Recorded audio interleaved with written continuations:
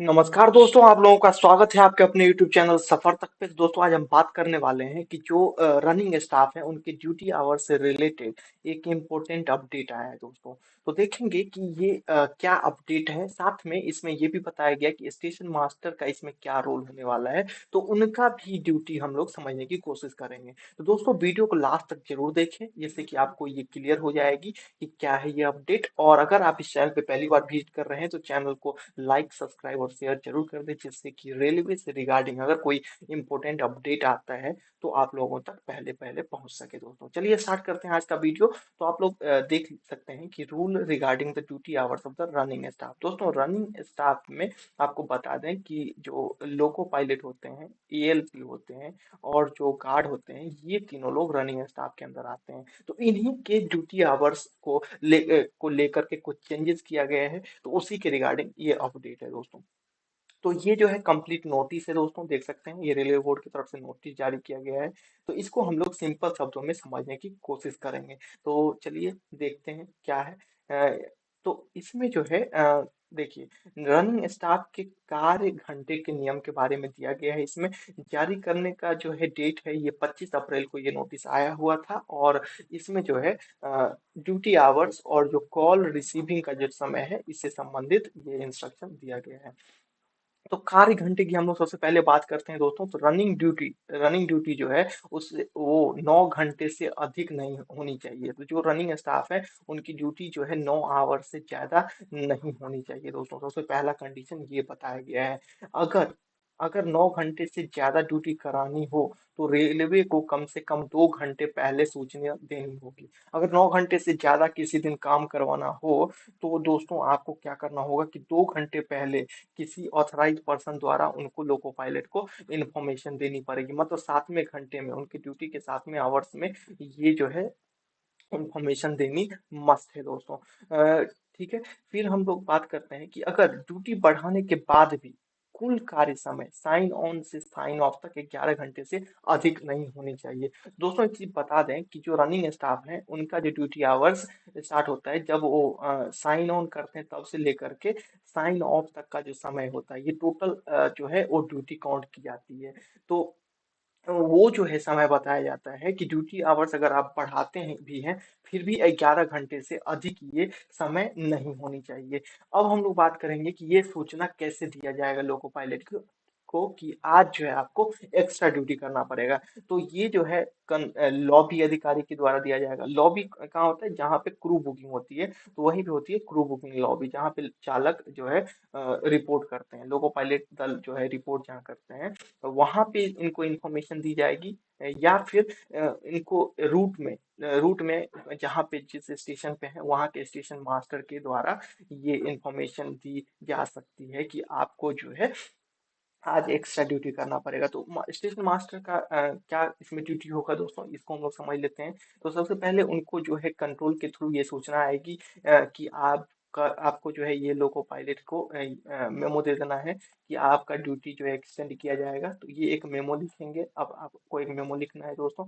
उसमें जो है आप कंट्रोल से टीएन नंबर पूछिए, और टीएन नंबर के अकॉर्डिंग आप मान लीजिए टीएन नंबर कुछ मिला, तो उसके अकॉर्डिंग जो है आप अपना स्टेशन का नाम, डेट और टाइम लिखेंगे जिस टाइम पे आप मेमो लिख रहे हैं।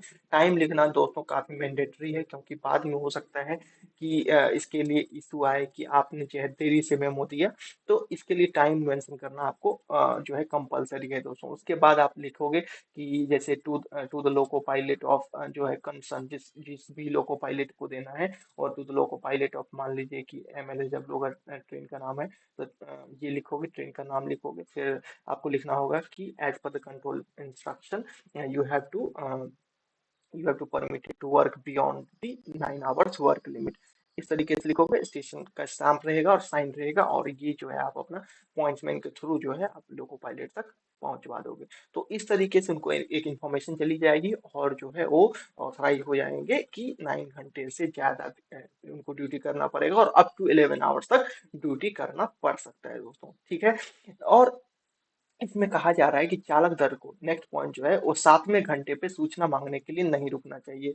तो जैसे कि अभी बताया जा रहा है कि घंटे तक उनको ड्यूटी करनी होगी मैक्स सामान्यतः। अगर 9 घंटे ज्यादा करना है तो 7वें घंटे में जो है मेमो देना पड़ेगा और उनको इन्फॉर्म की जाएगी कि आज एक्स्ट्रा ड्यूटी करनी पड़ेगी। तो इसके रिगार्डिंग लोको पायलट को खुद से ही ट्रेन रोक करके जो है ये सूचना मांगने का अधिकार नहीं दिया गया है दोस्तों, ठीक है। उनको 9 घंटे तक एटलीस्ट इंतजार करना होगा, तभी जाकर के वो कोई एक्शन ले सकते हैं। फिर अब आप बात करेंगे कॉल नोटिस पीरियड की। दोस्तों ड्यूटी पे बुलाने का समय की बात करेंगे कि उनको ड्यूटी पे बुलाने के लिए कॉल कब किया जाएगा, तो इसके रिगार्डिंग भी इम्पोर्टेंट अपडेट है दोस्तों।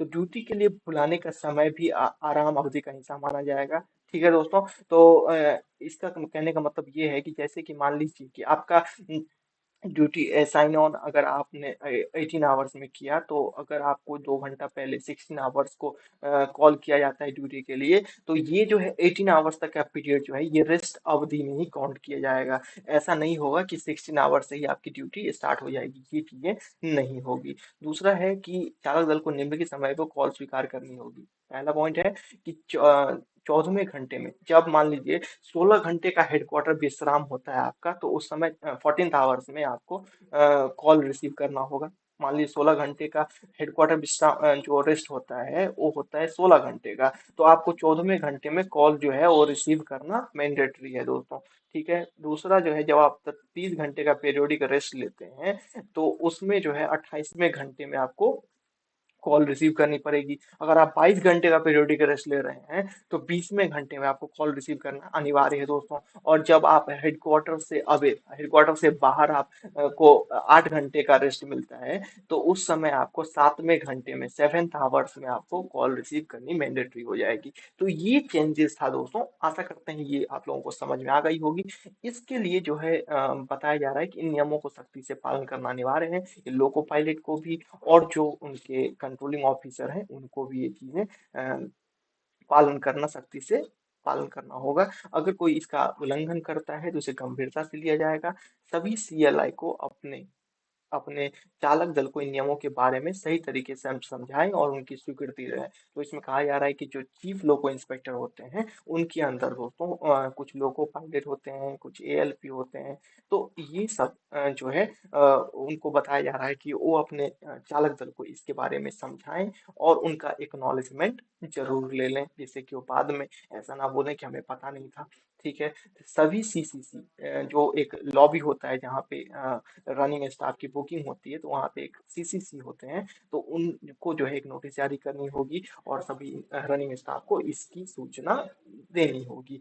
तो ये चीजें जो है अ, जो ड्यूटी आवर्स से और कॉल आवर्स के बारे में दिया गया है, तो ये काफी इंपॉर्टेंट चेंजिंग है दोस्तों। जो रनिंग स्टाफ है उनके लिए, उनके द्वारा काफी दिनों से इसका डिमांड किया जा रहा था कि उन्हें फिक्स ड्यूटी आवर्स दिया जाए।